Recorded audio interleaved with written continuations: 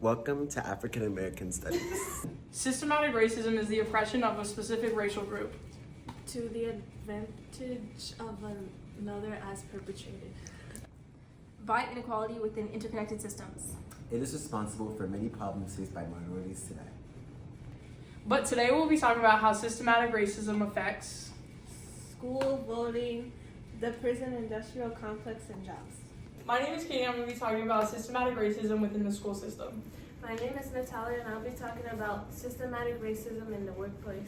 My name is Wafid, and I'm going to be talking about systematic racism while voting. Hi, my name is Jaya, and I'm going to talk about systematic racism as it relates to the prison industrial complex. Between 1740 and 1867, anti-literacy laws in the United States prohibited enslaved and sometimes free Black Americans from learning to read or write. It threatened the slavery system in America and allowed for the continued misbelief that Blacks were intellectually inferior to whites. Some enslaved people would secretly attend schools held at night by free educated Blacks who would teach them how to read and write. However, if they were caught, they were severely punished or sometimes killed. In this quote from Harvard, between 1864 and 1876, over 630 Southern Black schools were significantly damaged or destroyed. Black Americans who moved to northern urban centers, meanwhile, were segregated by anti-Black laws, policies, and cultural practices that denied them equitable access to schools. Brown versus Board of Education stated separate was not equal and called for the integration. No, it was not. However, Black students bore the undue burden of being bused to schools that were predominantly white. They faced long bus rides and had to get up at unreasonable hours to be bused to the schools. They did not return home until much later than their white counterparts. They were met with hostility from students and staff, and Black teachers were often threatened with violence from the white community members. In 2007, the Supreme Court ended the policy of busing students, which has led to schools being more segregated than ever. Surprisingly, the South has the least segregated schools in the United States as of today.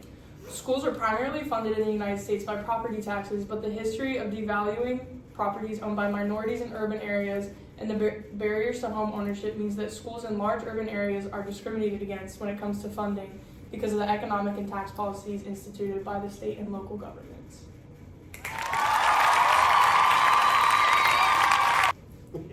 Voting serves as the most basic right to many of us, but this wasn't always the case. The fight for the right to vote was a long battle where figures such as Martin Luther King Jr. I had a laid down their dream. lives in order to accomplish and protect. This was a battle that seemed impossible to accomplish because of the system's endless loopholes and the unfair advantages white people had in the policymaking process. Some ignorant people may think, what's the use of voting? What's so important about having the right to vote if you're already free? Voting allows Black individuals to elect representatives who understand their needs, concerns, and perspectives. When Black people vote, they increase the likelihood of having representatives who advocate for policies that address issues such as racial injustice, economic disparities, and healthcare access. Voting also empowers the Black community by providing a voice in decision-making processes, sending a message that Black voices matter. deserve to be heard in shaping the future of the United States. After the Reconstruction era, Southern states implemented Jim Crow laws that enforced racial segregation. These laws included literacy tests, poll taxes, and grandfather clauses, which targeted Black individuals and effectively prevented them from voting. Throughout history, Black voters have faced intimidation, violence, and even death when attempting to vote. Groups like the Ku Klux Klan used threats, physical violence, and terrorism to suppress Black voter turnout, instilling fear and discouraging participation. Despite progress, voter suppression tactics such as closing polling places and voter ID laws continue to pose challenges for Black voter participation today, highlighting the ongoing need to address systematic racism in the electoral process. Mass incarceration remains a huge issue in the Black community because of things like gang violence and drug usage. However, do we ever think about why a disproportionate amount of Black people are incarcerated compared to white people? Why? This is due to the Why prison is that? industrial complex as it relates to systematic racism. After slavery ended, white legislators in the South had to find new ways to control the freedoms of newly freed slaves. Their solution was to create vagrancy laws that penalized people who were unemployed or homeless, which of course mostly affected Black people who couldn't find work just anywhere, and they honestly didn't have houses. So they were either forced to work as sharecroppers in similar conditions to when they were slaves, or face jail time.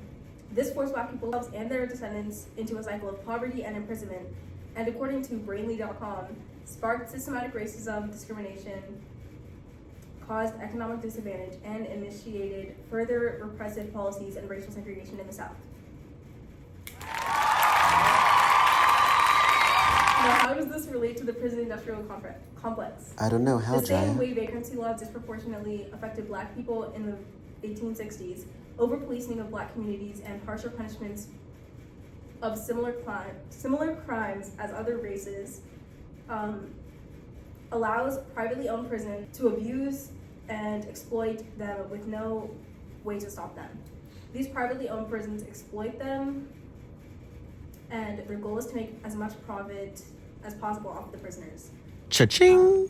which leads them to pay slave-adjacent wages, which parallel the wages paid to black sharecroppers.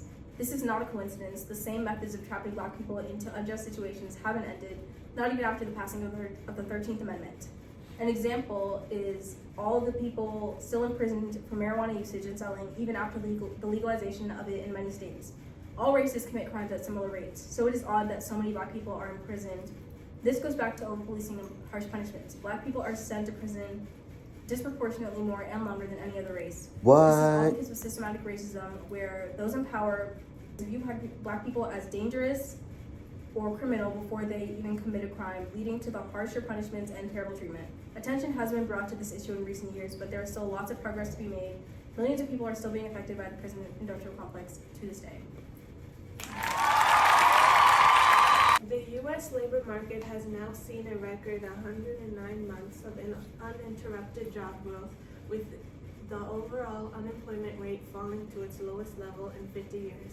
They continue to face systematically higher unemployment rates, fewer job opportunities, lower pay, poorer benefits, and greater job instability. African American workers often end up in lower paid jobs than whites, despite African American workers having increased access to jobs and actually getting more jobs. These differences are not new, and the longest labor market expansion on record has not eliminated them.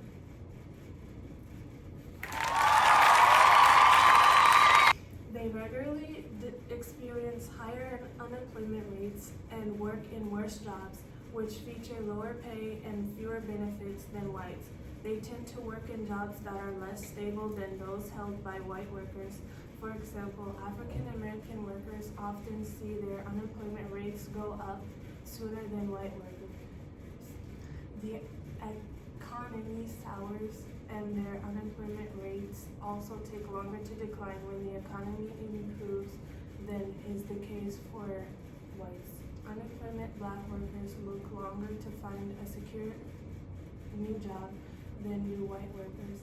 Repeated violent oppression of African Americans, such as the riots that destroyed black business owners, wealth on the Black Wall Street, Tulsa, Oklahoma in 1921. Despite notable improvement, today's black workers still have a harder time than whites securing good employment. For black women, the intersection of race and gender bias has had a combined effect on their labor market experiences. African American families need more wealth to begin with. Wealth can be used to support both children's and parents' education, to buy a house, and move to new places. When these benefits give families access to more and better jobs, having less wealth makes all these benefits much harder to achieve for African Americans.